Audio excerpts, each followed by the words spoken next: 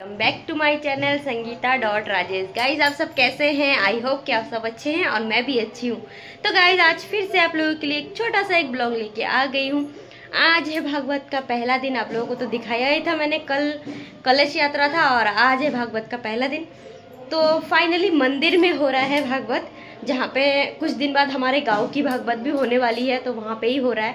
तो अभी हम जा रहे हैं, मैं और अंशिका, और मेरी मम्मी जी पहले ही चली गई हैं। अभी हम जा रहे हैं, तो थोड़े बहुत आप लोगों को भी सुनाऊंगी। और कैसा लगता है आप लोगों को भागवत कमेंट में ज़रूर बताना। और अभी हम चल रहे हैं, चलिए चलते हैं। आप लोग वीडियो पे बने रहिए, एंड तक ज़रूर देखना। और जो लोग मेरे चैनल पे नए हैं तो प्लीज़ चैनल को सब्सक्राइब कीजिए और बेल आइकन को भी प्रेस कीजिए, और साथ ही साथ लाइक शेयर भी ज़रूर कीजिए। तो चलिए चलते हैं।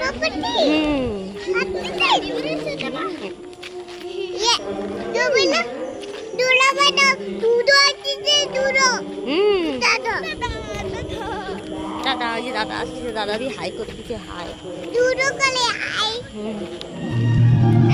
जय जय राधा ओ जय जय राधा रमण हरि बोल, जय जय राधा रमण हरि बोल।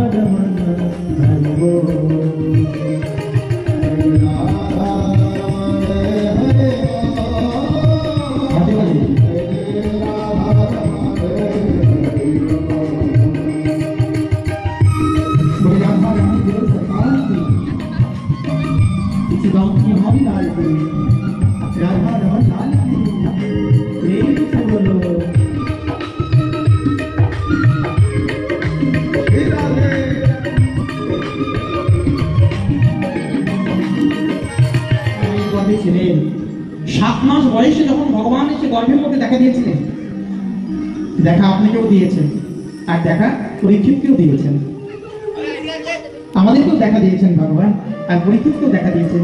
কিন্তু আমাদেরকে দেখা দিলে কি হবে?